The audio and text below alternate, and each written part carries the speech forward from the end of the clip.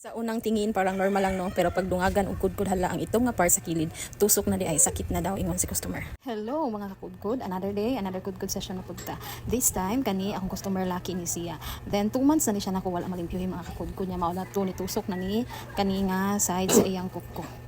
Mao gyud ni sakit sa dry skin mga kakudkod kay once nga dugay nimo siya malimpyuhan murag mugahi po siya mga kakudkod. Lisod po siya tantangon kinahanglan gyud og pasensya, then hinahinayon lang gyud kay para makuha gyud nato tanan mga kakudkod.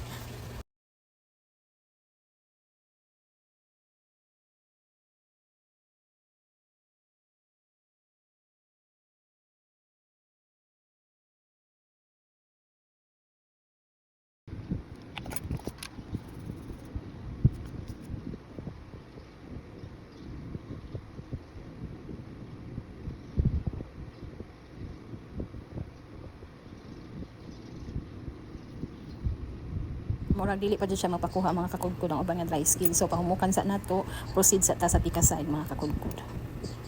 May gani dili ni badlongon kani nga side mga kakudkod, dali ra ko na human og kuha diri sa dry skin kay pagkahig na ako ni kuyog raman jud siya, tibuok siya nga ni kuyog mga kakudkod, so dili ra kayo struggle ang kanilang pika side kay kinanan pa nimo balikon then pahumukan pa nimo para igbalik kay dili na siya gahi.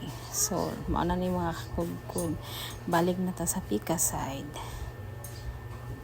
Kaning hinay-hinay lang nato scrape mga kakudkod kay makuha ra gyud ni nato kadugayan mga kakudkod. Then ma-amaze mo mga kakudkod kung unsa kadako akong nakuha diri nga side. Don't skip mga kakudkod, continue watching until the end kay para makita ninyo kung unsa kadako ug daghan akong nakuha sa tiil ni customer. And if you like kanang mga ingon ani nga mga videos, mga satisfying kudkod session, ayaw kalimot mag-follow, like and share.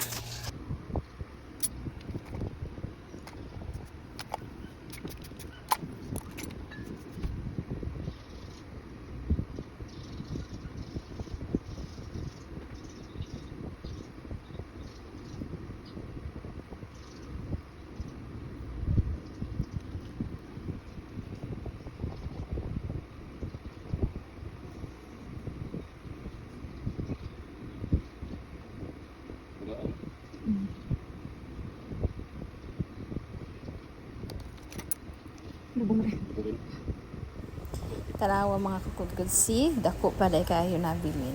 Tanawan ninyong after result, wala na nagtusok sa kilid, limpyo na, and thanks for watching.